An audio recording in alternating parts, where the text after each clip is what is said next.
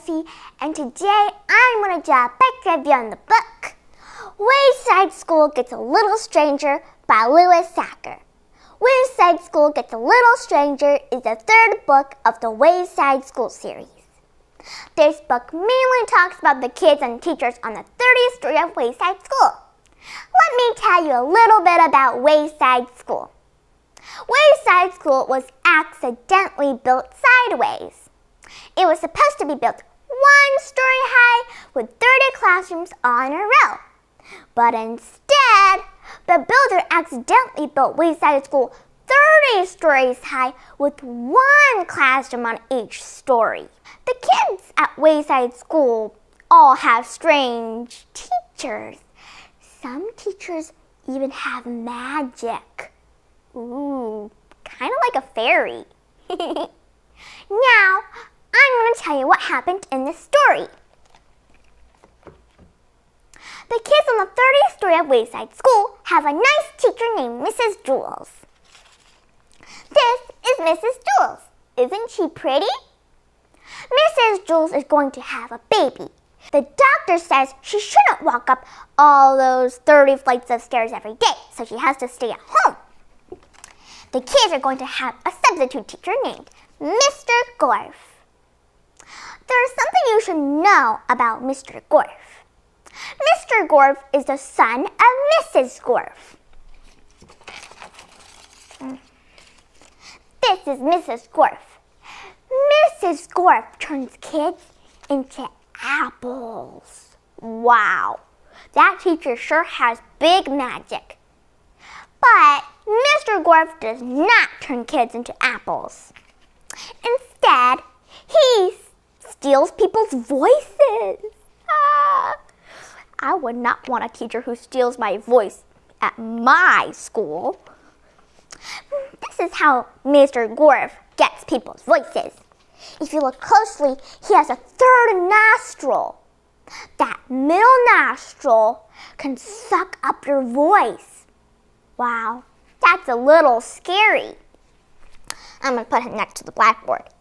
The reason why I drew these kids without mouths is because Mr. Gorf's third nostril sucked up their voices. Uh-oh. That's a little scary. I can understand how they're feeling about Mr. Gorf.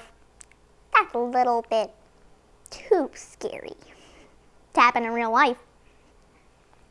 There are other strange teachers at Wayside School. For example, Mrs. Drizzle. Mrs. Drizzle is the worst teacher the yard teacher at Wayside School ever had. His name is Louis.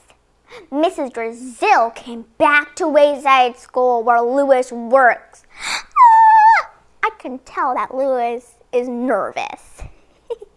If you had a bad teacher who came back to you, that's a little scary.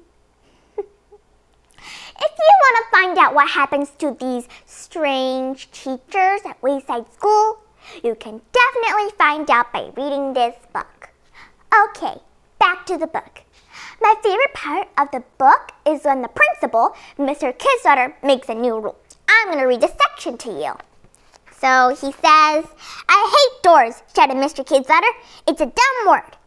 Door. Who made it up that word anyway?" Mrs. Jewls waited a little longer, but Mr. Kidsutter seemed to be finished.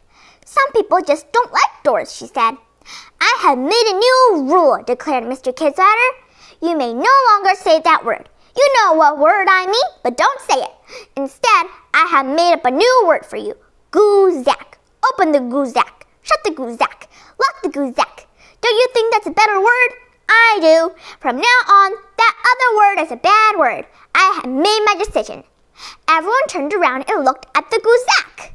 Guzak is sort of like a little nice name for the door name. Oops, I wasn't supposed to say door. Guzak. Well, you know what I mean, the other word, but Mr. Kidsutter has decided that it's a bad word. So I'm not going to say it, but you know what I mean.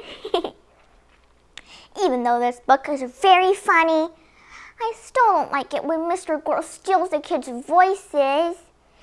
They can't speak. That's scary. Even though Mr. Gorf stole the kids' voices, I still like this book. So I recommend you to read this book if you like silly and funny stories and books that relate to school life. It's done for today. Thank you for watching.